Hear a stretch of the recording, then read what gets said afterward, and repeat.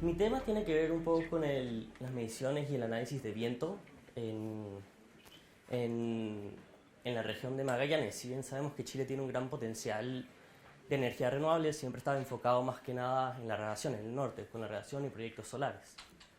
Pero mi tema, como bien dijo, ¿qué ocurre cuando,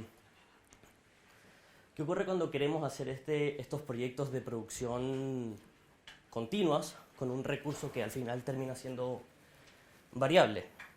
Y antes que eso, bien rápido, para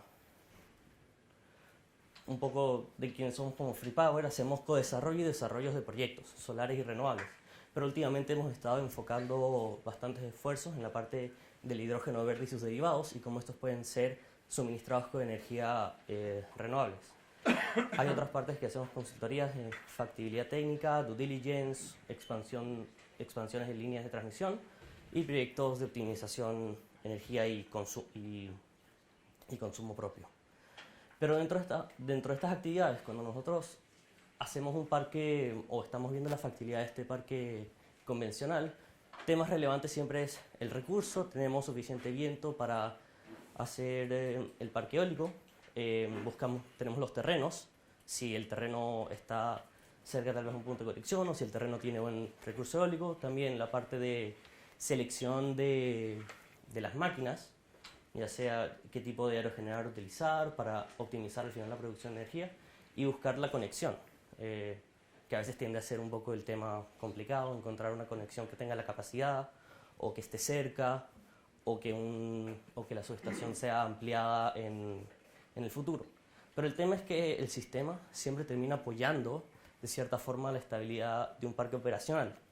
Entonces, ¿qué ocurre o qué desafíos tenemos en los parques en Magallanes? En la estrategia de hidrógeno verde está esta cita que al final dice, y lo cual es cierto, los vientos en el extremo austral soplan con la misma energía que mar adentro. O sea, puede ser comparable un parque onshore con parques offshore que existan en otros países. Y el recurso puede ser de, no sé, promedio de 10 metros por segundo para arriba y puede tener factores de planta elevados. Pero aquí empiezan un poco los desafíos. O sea, por ejemplo, el sistema eléctrico nacional llega hasta Chiloé, ya sea por geografía, la orografía, no se interconecta al final la región de Aysén con la de Magallanes. Y esa se junta con el segundo punto, que el sistema de Magallanes termina siendo pequeño y no integrado. Son 4 sistemas medianos que suman entre 120 a 130 megawatts de potencia instalada.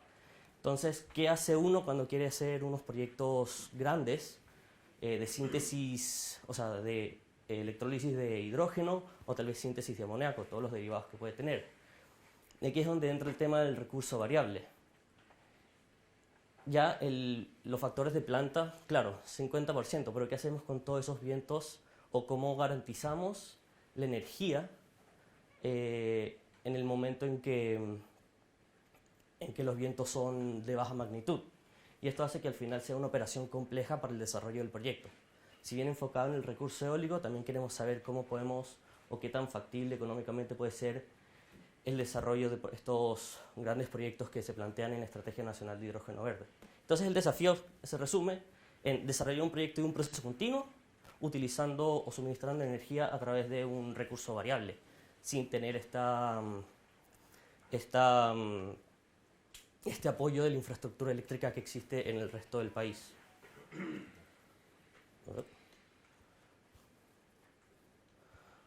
Bueno, un poco lo que se vendría después sería el objetivo es analizar este recurso eólico y determinar o intentar determinar un grado de confianza que se pueda tener en, por ejemplo, estimaciones de tensiones de planta. Si el viento ya supera, no sé, 5 horas en adelante con recurso muy bajo, tal vez sería mejor detener la planta.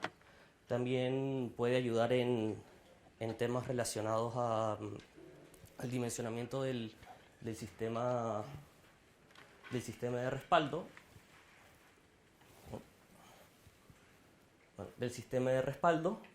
Y también hacer un estilo de predicción para la estabilidad que requiere el parque de manera eléctrica. Y la metodología para desarrollarlo fue un poco, tenemos un proyecto que se llama Cabeza del Mar. Está en la comuna de Punta Arenas, como a 50 kilómetros al noroeste. Y el objetivo es sintetizar amoníaco verde. Y este proceso en particular es el proceso crítico, porque a diferencia tal vez de la parte de electrólisis, que se puede hacer como en batches, este sí requiere un suministro energético constante, que por ahora con ciertos estudios hemos determinado que es 2% de la capacidad del parque. Entonces el desafío es, cuando los vientos están por aquí abajo, donde no hay energía, ¿cómo lo hacemos? ¿Cómo diseñamos este proyecto? Entonces, contamos con una torre meteorológica, ahorita de 120 metros, que ya lleva un año de mediciones. Definimos este umbral de suministro mínimo energético, que es el 2% del parque, y determinamos un umbral de velocidad. ¿Cómo se determina al final este umbral? Simplemente tomando alguna curva de potencia de un aerogenerador. Este 2% de su potencia total, o sea, la potencia unitaria, el 2% ocurre al menos, tiende a ser entre los 3,5, está como en 1,9%, y ya a los 4 metros sube a los 2, al 2%. Entonces el umbral se determina con a vientos más bajos, que estos son nuestro problema, y intentamos determinar esta duración que existe. Por ejemplo, esta puede ser una que cayó y solamente duró 10 minutos, pero esta por acá cayó y se mantuvo constante por como 3 horas, y esas 3 horas empiezan a ser un problema en la operación continua. Y se busca identificar algún tipo de modelo o algún tipo de distribución que nos permita, de cierta forma, tener una probabilidad que no sea tan determinista, pero un poco más estocástico, determinar una probabilidad de confianza.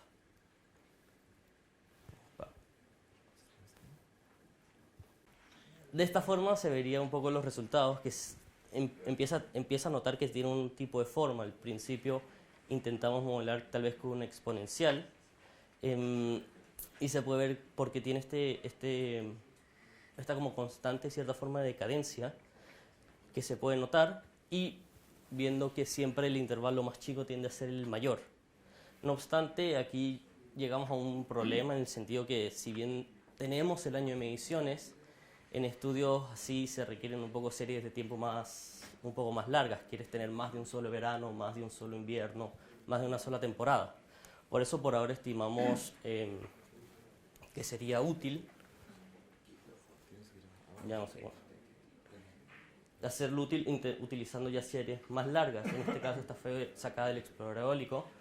Tiene intervalos de 1 hora, no 10 minutos como las mediciones, pero son un total de 33 años, creo que eran desde el 1980 hasta 2013, y ya se nota que la curva empieza a ser, ya tiene una forma establecida, con el promedio más frecuente, manteniendo esa que son del intervalo más chico, es el más frecuente, pero tenemos una máxima observada de 133 horas continuas de vientos bajo este umbral necesario, que son como 5 a 6 días. Entonces eso implica un impacto bastante negativo dentro del desarrollo del proyecto que se quiere utilizar. O sea, no se puede tener, por ejemplo, puedes tener respaldo de batería, pero vas a tener respaldo de batería de 5 días. Ahí el proyecto empieza a ser ya no muy económico. Ok, ya. Un poco de estas observaciones. Como había mencionado, se intentó buscar este modelo exponencial, pero porque están basadas en estas altas frecuencias de corto periodo y después bajas frecuencias de una duración bastante larga. Pero esas bajas frecuencias, en donde el periodo es extremo, tiende a incrementar el promedio que uno espera. Entonces deja de ser un buen indicador. Y las ocurrencias, si bien son bajas, sí existen, que en un modelo exponencial tiende a caer... ya se me olvidó. Tiende a caer muy rápidamente a cero. Por lo que, con estas características, estos vientos extremos de larga duración, la ocurrencia, si fuera un exponencial, ya sería casi muy improbable, es cierto. Todas las normales, como la curva normal o la exponencial, tienen esta que después de una desviación X, ya las probabilidades son muy pequeñas. Entonces empezaba a tener características de distribución de cola larga, como podría ser la Cauchy, la log normal o la de potencia. Pero estas dos, la Cauchy tiene de 2 colas largas, el cual no aplica mucho en en este estudio, y la log normal por lo general está como curvita. Entonces se intentó hacer este modelo utilizando la de potencia, haciendo que estas probabilidades ya de valores atípicos sean más comunes de lo que podría ser con otro tipo de distribución. Y es un poco así como terminan los datos, o cómo se realiza el modelo. Se puede ver que tal vez no se ajusta tan bien a las frecuencias iniciales, pero cuando ya nos vamos al extremo, tenemos que la exponencial ya está en básicamente cero, pero la potencia todavía se ajusta bien y pasa cerca a la probabilidad que pueda existir de que el evento ocurra, y sigue yendo a valores igual más extremos. Sí. Y un poco para compararlos igual con las mediciones reales, que si bien son en minutos, pasa lo mismo que ocurre que en los extremos la probabilidad sigue existiendo. Ahora, un tema importante acá es que nuevamente ocurre que tal vez no se ajusta tan bien a modelos chicos la de potencia, pero tal vez sí la exponencial. Entonces puede existir, había un paper que decía que puede existir que se puede distribuir de ciertas formas, como hay un umbral acá, menor a eso puede ser un tipo de distribución y mayor a eso puede ser otro tipo de distribución. Pero en realidad el paper decía lo opuesto, decía que se ajustaba mejor la exponencial en temas largos y en valores pequeños se ajustaba más a una de potencia, pero en este caso los resultados me están dando al revés. Y eso sería un poco el estudio, y si puedes darle la siguiente. La importancia es lo que había mencionado, tenemos este grado de confianza de diseños que se pueden hacer en las plantas. Si podemos decir que un 90% para dar un ejemplo, 90% de los periodos van a estar de 5 horas o menos, entonces ya empezamos a planear cuando ocurran 5 horas o más, se pueden hacer las detenciones de planta. También ese sistema de dimensionamiento de respaldo se puede diseñar uno para 5 horas y después ya el proceso más que eso se detiene hasta que el viento vuelva a retomar, y nuevamente un poco esta estabilidad del parque para que los equipos no se dañen, no se quemen debido a esta variación.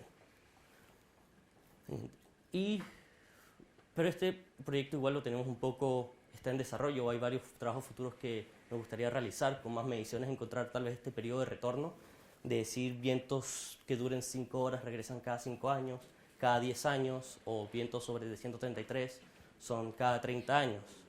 Es uno de los temas para expandir. Otro tema para expandir que estamos viendo es tal vez si se puede utilizar, en vez de utilizando los datos que ya tenemos, tal vez predecir más, como si sabemos que los eventos ocurren si el viento es térmico, los eventos son menores en invierno. Intentar predecir, tal vez no tanto que sea en invierno, pero decir a las 5 horas o en junio X ocurren más a menudo, y usar tal vez modelos de predicción para poder lograrlo.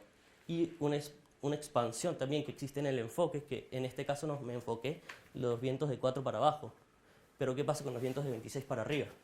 Me vuelve a ocurrir el tema que no tengo, por temas de seguridad, no tengo vientos. O sea, tengo que cortar la turbina por seguridad, entonces no voy a tener energía para suministrar. Y probablemente la distribución se vea de cierta forma igual, pero eso tal vez se ajuste mejor a una exponencial, ya que los vientos que duren 133 por sobre 26 tal vez sí es extremadamente imposible que ocurran, o no, habría que analizar.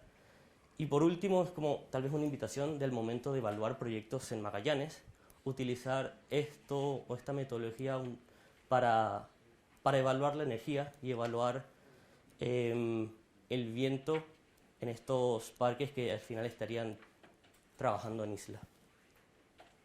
Gracias.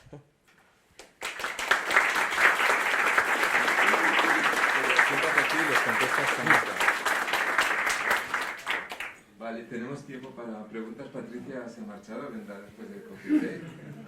Entonces, él contesta desde aquí. Gracias. Muy buena tu presentación, así que me veo obligado a hacer algunas consultas. Mira, supón por un momento que yo soy un inversionista que quiere producir amoníaco verde y se instala y vino acá a la presentación y escuchó de Free Power, así que la consulta te la hago.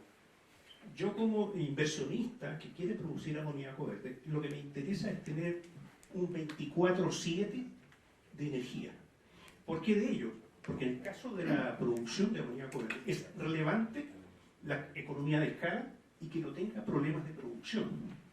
Entonces la pregunta, con todo lo que tú has visto, lo que has analizado, ¿existe la posibilidad de que una generación eólica me pueda entregar 24/7 parejo para que mi planta no se detenga? Diría que sí existe la posibilidad, en el sentido donde te enfocas principalmente en la generación eólica para utilizar la producción, pero sí o sí tienes que tener algún sistema de respaldo, ya sea al comienzo tener tal vez baterías para mantener esta idea de que sea amoníaco verde, pero si quieres uno constante, sí creo que sería relevante tener algún otro tipo. Las baterías te duran en promedio 5 horas, digamos, pero ya después de eso requiere algún otro tipo de sistema de respaldo. Idealmente sería desarrollar también un poco la industria de como turbinas. Tienes ese amoníaco verde, tienes una cierta cantidad ahorrada y utilizas como combustible el amoníaco verde dentro de tus turbinas aeroderivadas. Inicialmente tal vez se tendrían que utilizar con gas, pero si se adecua a la industria creo que es posible utilizar ya sea el hidrógeno verde o el amoníaco verde también como combustible para el propio parque. Okay, gracias. Buenos días.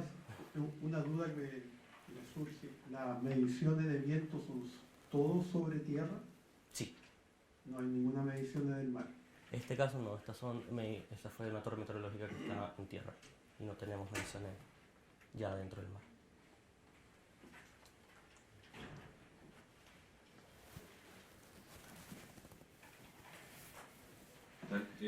Súper rápido. Solar tiene la ventaja de que para un proyecto de hidrógeno me conviene hacer una sobredimensión y ocupo las horas de energía solares de tal forma tener un hidrógeno barato. En el caso eólico, mantengo una producción continua sobredimensión. También puedes sobredimensionar. Pero hay demasiada variabilidad.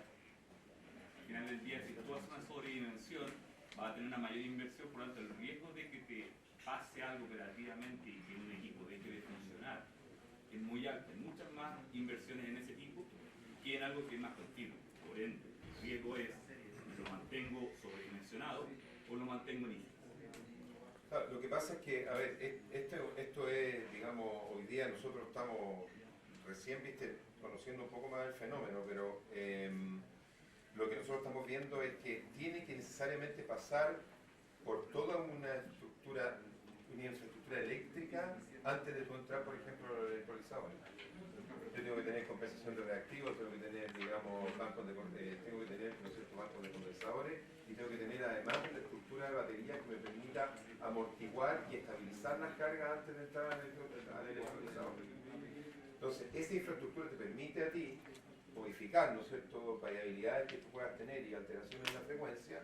Porque el primer problema que nosotros estamos viendo acá, antes de incluso hacer electrólisis o antes de entrar al Haber-Bosch, yo tengo que tener un parque que no se tripee, digamos, que no, después de 4 metros por segundo se cae la frecuencia y el voltaje y puedo tener, digamos, equipos quemados, puedo tener una catástrofe. Al no tener la red para apoyarme, ¿no es cierto?, con un poco de energía y con un balance, ¿no es cierto?, de frecuencia, yo al operar en isla es un desafío tremendo ya estabilizar el parque. Entonces tengo que tener ahí una estructura importante de batería y de compensación de reactivos y de toda la infraestructura de electrónica de potencia, digamos, a gran escala, para yo poder amortiguar eso. Eso es una primera forma de yo poder modular, por decir así, todo el ruido, todas las alteraciones en el voltaje y la frecuencia para entrar a los electrolizadores. Entonces, de esa forma yo compenso un poco lo que tú señalas. Ahora, de todas maneras, al igual que en solar, en donde yo puedo, ¿no es cierto?, por decir así, hacer más cuadrada la curva, si yo tengo un sobredimensionamiento, yo también puedo hacerlo acá, en donde si tengo, por ejemplo, en este parque estamos hablando de un caso más o menos de unos 800 megas, estamos hablando de que por decir así, el AC o lo que va a entrar, digamos, a los sistemas, estamos haciéndolo con una diferencia entre el tamaño del parque y el tamaño del televisor. Bueno, disculpa que interrumpa, pero yo no soy tan rígido como Patricia, porque de hecho se trata de generar estas conversaciones en comunidad. Quedaba una pregunta, si es corta, hazla, y si no, vamos a café y habláis. Es corta, es corta. Sí, aquí consideran solamente un mástil como representativo de un parque de 800 megas. ¿No consideran la posibilidad de que quizás una parte de un parque no baje esos 4 metros por segundo? Ahora, sí, por ahora solamente tenemos una torre y corresponde a una zona, pero está más o menos en el centro. Pero sí, idealmente tal vez sería utilizar, no sé, tal vez en vez de poner otro mástil, utilizar un líder en varios aspectos para ver también cómo se comporta alrededor y ver si efectivamente tal vez es un efecto de esa zona o también de todo el parque como un total. Eso sí.